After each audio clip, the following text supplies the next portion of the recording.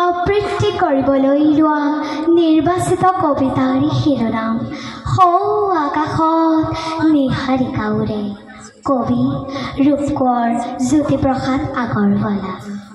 সৌ আকাশত নিহাৰিকা উৰে, কত জীৱন, কত ৰূপৰ, কত গুণৰ, বৰ্ণ গন্ধ গানৰ সুৰৰ, প্ৰকাশ প্ৰেৰণা মাটি পানীৰে ৰূপ ল'বলৈ বিশ্ব ভুৱন ঘূৰে। তাত আশাই কান্দে, ভাষাই কান্দে, তাত হাঁহিয়ে উঠ বিচাৰি মৰে।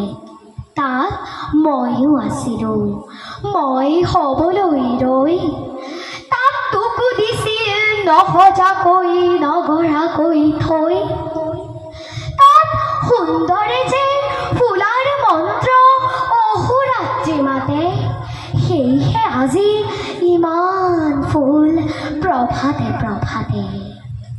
সেই মন্ত্ৰ শুনি ৰূপত পালোহাৰ, সেই মন্ত্ৰ শুনি মোৰ লগৰী হাঁহি জাগিল, মোৰ জীৱনৰ বাঁহী জাগিল, জাগিল সংসাৰ।